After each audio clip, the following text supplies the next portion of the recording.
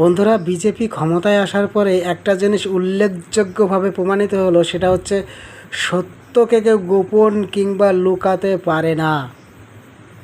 আজকে দেখুন, মমতা ব্যানার্জি প্রাক্তন মন্ত্রী, তিনি 324 কোটি টাকা ধরা পড়ল।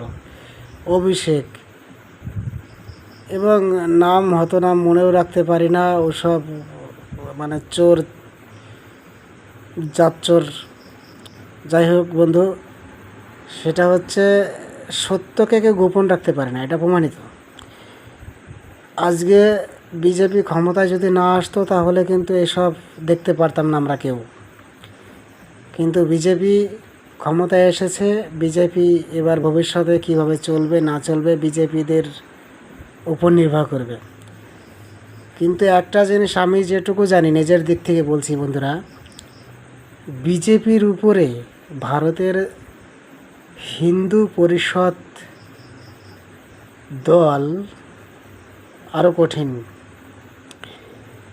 ভারতের হিন্দু পরিষদ দলটি এমনই একটা দল যেটা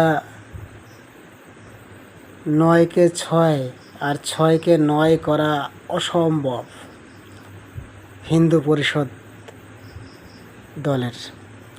তাই বিজেপির মন্ত্রীরা যেভাবেই যাই করুক না কেন, সব কিছুই নির্ভর করবে জনগণের উপর। আজকে জনগণের চিন্তা ভাবনার উপর সব কিছু নির্ভর করবে। নেতা মন্ত্রী সর্বস্বর হচ্ছে হিন্দু পরিষদ, ভারতের জাতীয় হিন্দু পরিষদ। আপনারা কি ভাবছেন যে পশ্চিমবঙ্গে বিজেপি ক্ষমতায় এসেছে তাই বলে মন্ত্রীরা যা বলবে তাই? কখনোই নয়। কারণ এখানেও পশ্চিমবঙ্গের হিন্দু পরিষদ দল আছে, আর তারা কি করবে না করবে তারপরে পার্টি বিজেপি।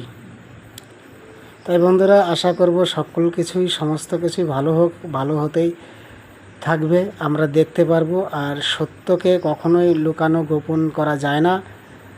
আর সেই ভাবনা চিন্তা মানুষের সঠিক হোক চাইব, সকলেই চাইবে।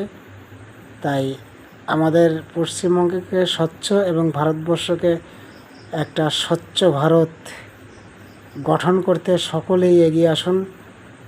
সকলের জন্য ভারতবর্ষ, সকলের জন্যই আমরা। ভারতবর্ষই সব কিছু। ভারতবর্ষকে রক্ষা করা, ভারতবর্ষকে নীতি, ভারতবর্ষের কালচার, ভারতবর্ষের সংস্কৃতি, সমস্ত কিছুই আমাদের উপর নির্ভর করবে।